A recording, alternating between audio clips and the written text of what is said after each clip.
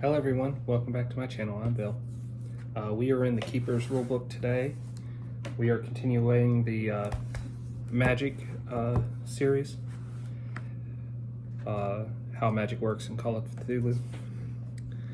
Without further ado, we're going to look at casting spells today. So I will read all the sections and rules on how casting spells work in Call of Cthulhu, and we will see what all is entailed.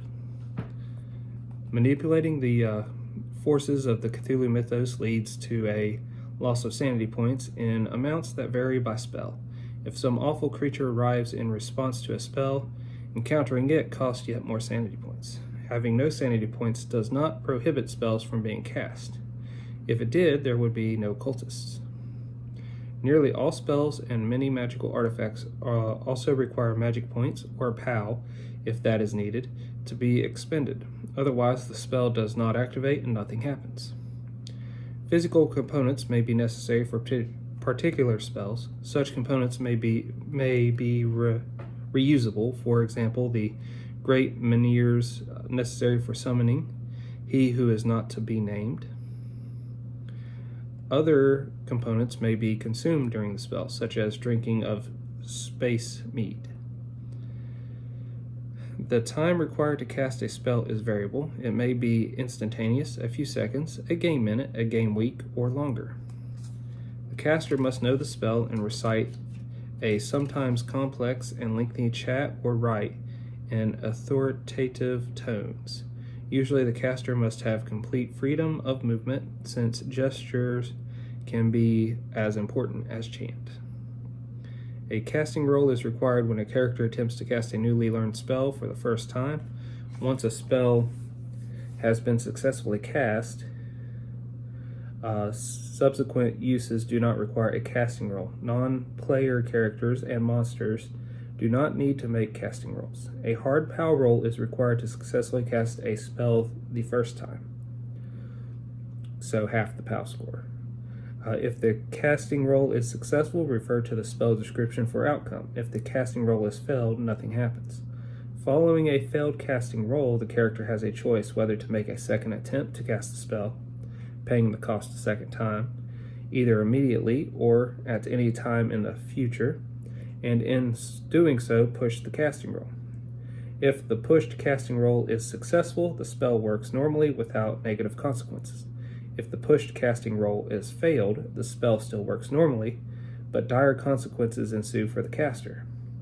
Ultimately, a spell can always be cast. The casting roll gauges the harm the caster suffers in the process rather than success or failure of the spell. The only alternative to this, other than giving up on the spell, is to go back to the source and learn the spell again from scratch, usually requiring another 2d6 weeks and a hard intelligence roll. After relearning the spell, another initial casting roll may be made. This is a much more cautious approach than pushing the casting roll. This is one of the reasons why wizards seek to extend their lives. Miscasting the greater spells can be a fast route to the grave.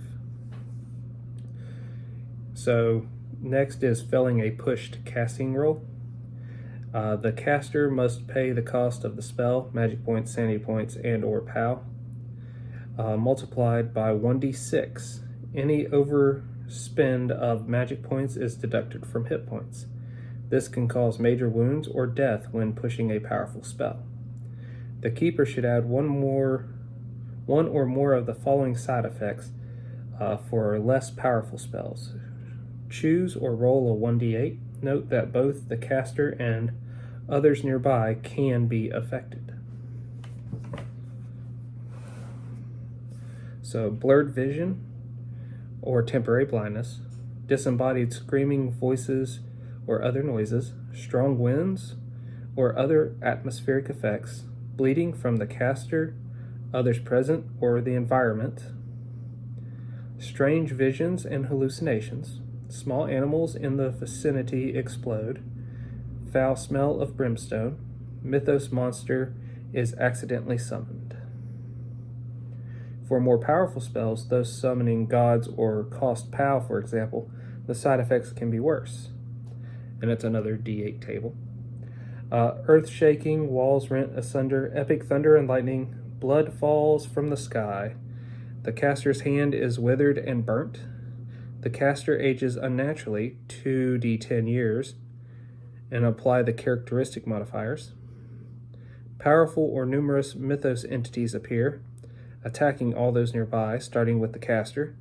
The caster or everyone nearby are sucked to a distant time or place. Mythos deity is accidentally called. When hit points are lost as a result of overspending magic points, the keeper should narrate the physical harm as part of the physical consequences of casting. Evidence of spells being cast. The damage done by a spell is probably obvious. A visible manifestation of the spell being cast may not be so apparent. If it is, one might spot a particular hand gesture or body movement, or notice some unusual item or necessary ingredient in themselves.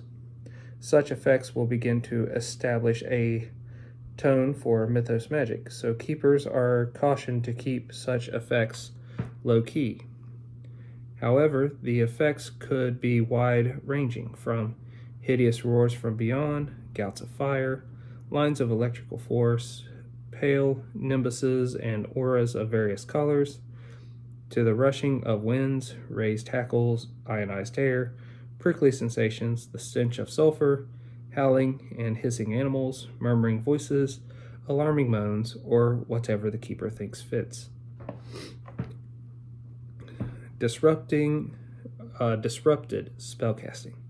The casting of a spell will be disrupted if the caster is significantly distracted, physically struck or shot, for example, during its casting.